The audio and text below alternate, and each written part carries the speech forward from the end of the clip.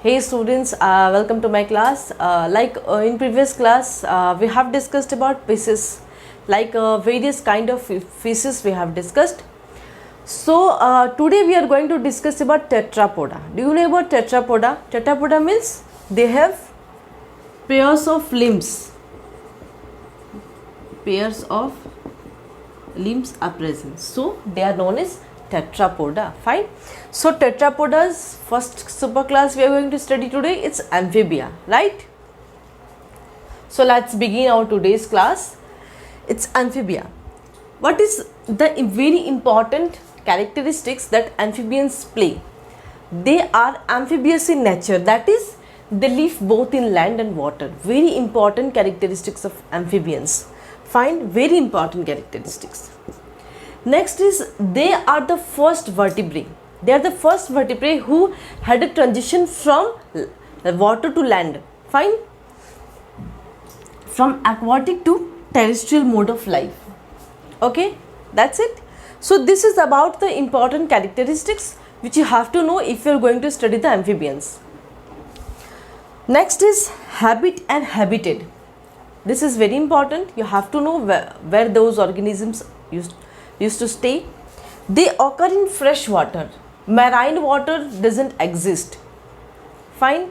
And also the animals, they can stay in the trees. They'll come out and stay in the trees, and they are nothing but hyla. Fine. Some frog will live on the trees, and they are known as the hyla. And hyla is known as tree frog. Easy. So this is about habit and habitat. Fresh, they are found in fresh water, but they are not found in marine water. Done. Next is temperature. Temperature is very important. Like in fishes, they were also cold-blooded animals, and to this amphibians, they are also cold-blooded animals. But see, most of them will hibernate in winter, and also they have summer sleep. Summer sleep. That is known as estivation. Summer sleep.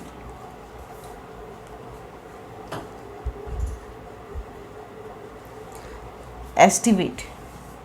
Some will estivate in dry summer. Fine. In dry summer.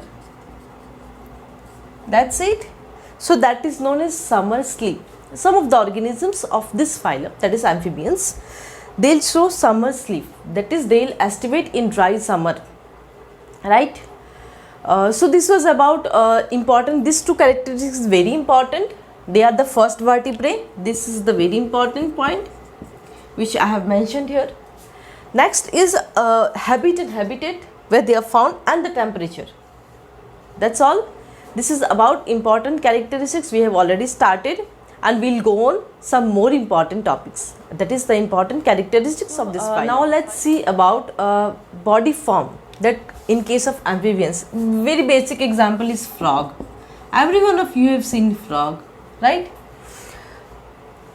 The body form may be long and narrow, or may be cylindrical. The shape, short and broad, depressed or cylindrical. It is, their body is divisible into head. They have head, neck, trunk and tail. Fine. Next is appendages. Appendages means limbs. How much pairs of limbs are present in case of these organisms? See, 2 pairs of limbs are present, each with how much? 4 to 5 or fewer digits. See, digits, I hope you have seen frog. See, leg कैसा होता है? This way, this way, this way. These are called digits. 4 or 5 digits are there, and it's like I hope everyone have seen the home of the spider. See, spider का home कैसा होता है? ऐसे ऐसे ऐसे ऐसे ऐसे ऐसे, this way, this way, this way, this way. हाँ, this way होता है ना spider का home. तो their digits resemble like that of homes of spiders. Fine. Next is hind limbs are larger than four limbs. Hind limbs are larger than 4 limbs in frogs and toad for leaping. Next is, in some amphibians limbs are absent, and that is known as apoda. Very important. In those amphibians, when limbs are absent, they are known as apoda. Done. So this is about body form, appendages. We'll see some more important characteristics of this phylum.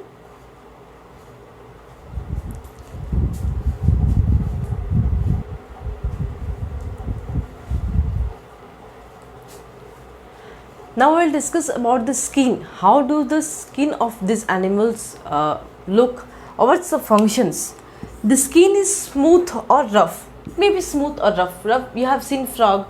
The skin may be rough or smooth surface. See, if any one of students, those who have like 11, 12, they have practical classes in biology itself, then they used to give the students to dissect the frog. Dissect, खोल के देखो, what are the parts of that frog, how do they look, what are the organs and everything. So if you have practical classes, you might dissect the animal. They have cutaneous glands which keep the organisms moist. Next is, they are usually without scales. Basically the scales are absent, but if present, they are hidden beneath the skin. Hidden is beneath the skin, inside the skin. Next is digestive system. Mouth is large, mouth is very large and armed with teeth, teeth which has like in the upper or both the jaw. It may be in upper jaw or both upper and lower jaw. Sometimes it may be only in upper jaw and sometimes both the jaws, like in upper and lower. Next, teeth are acrodont. They are the first vertebrate to have true tongue. This is also very important point. Question may come. They are the first vertebrate to have what? True tongue. Next is, the tongue is soft, mucus coated and attached at the front end in frogs and toads. They basically use in like attacking of prey. If they have to, like for food, consuming of food, they use their tongue very much. I hope you have seen it.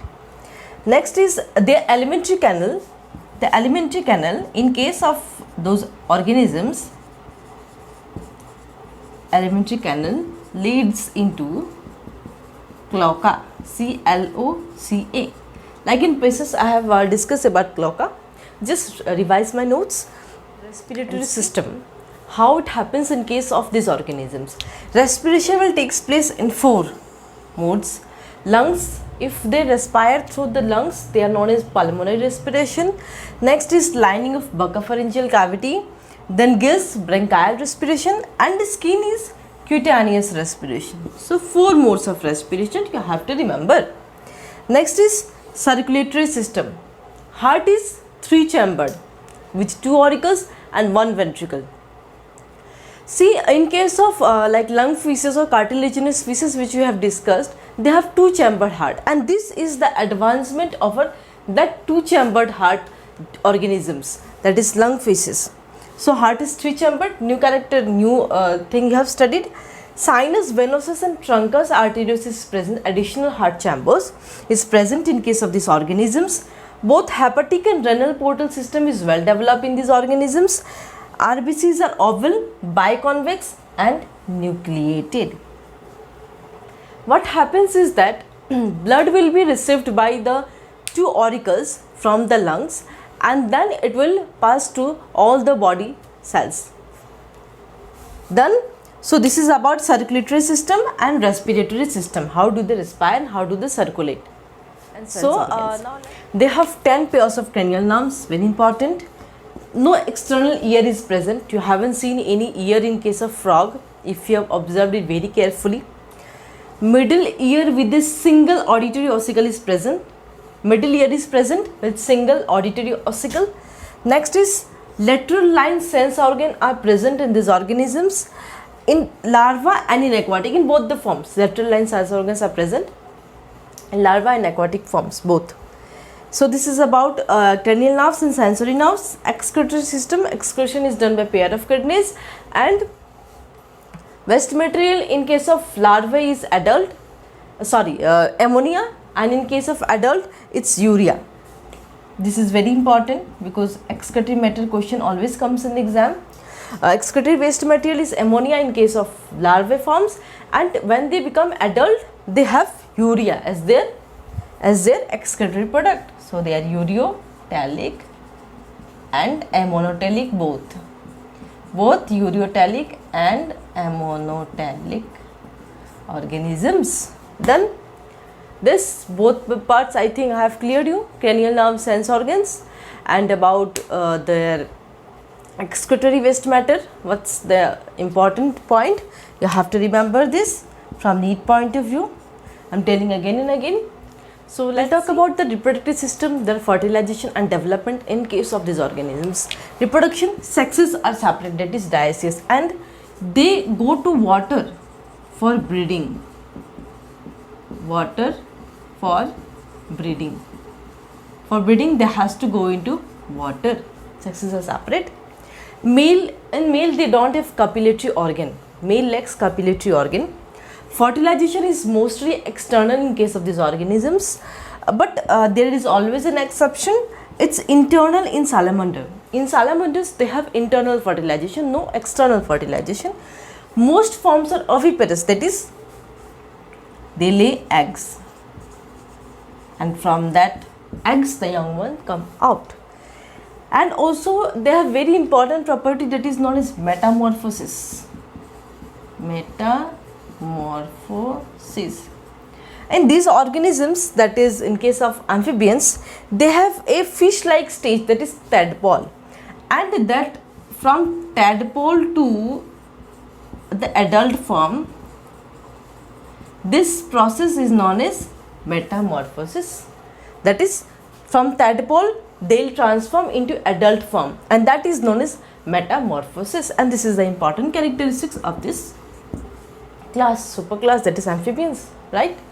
So this is about reproductive system, external and internal, everything. Internal fertilization hota hai ki nahi, everything I have discussed.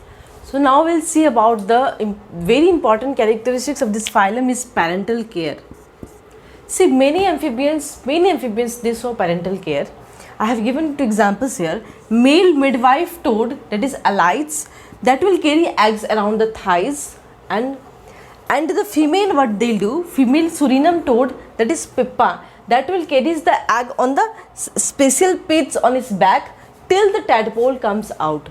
The very important role these two plays, that is male midwife toad and female Suriname toad.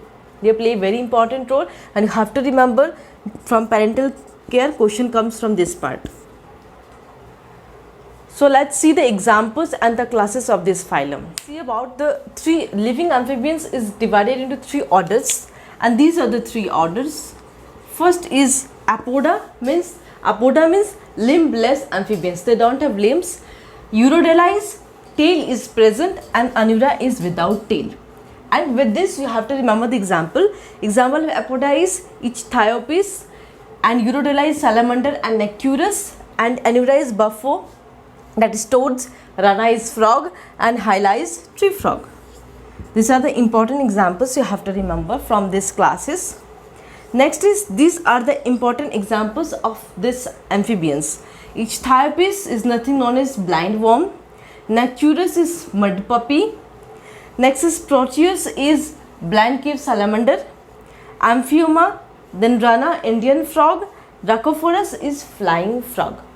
So these are the important examples. The very important one is Ichthyopis, Rana, Rhacophorus, then Hyla, buffo, salamander.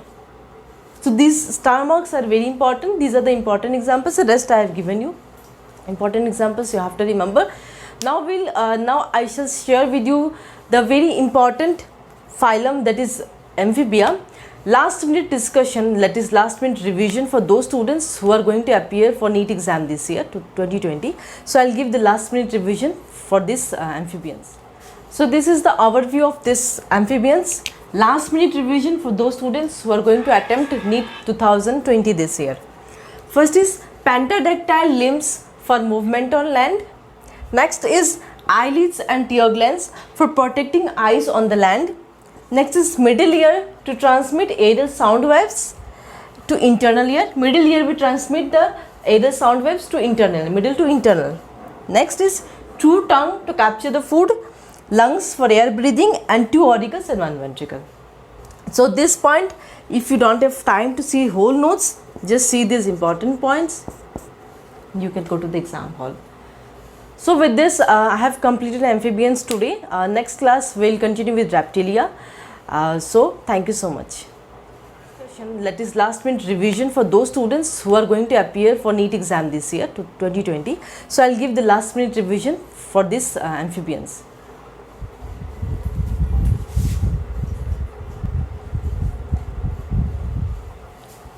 So this is the overview of this amphibians.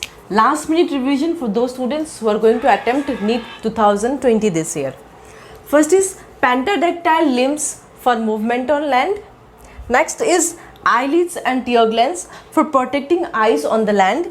Next is middle ear to transmit aerial sound waves to internal ear. Middle ear will transmit the aerial sound waves to internal, middle to internal.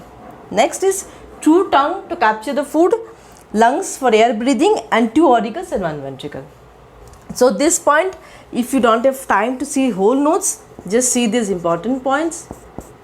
You can go to the exam hall. So with this, I have completed amphibians today. Next class we'll continue with reptilia. So thank you so much.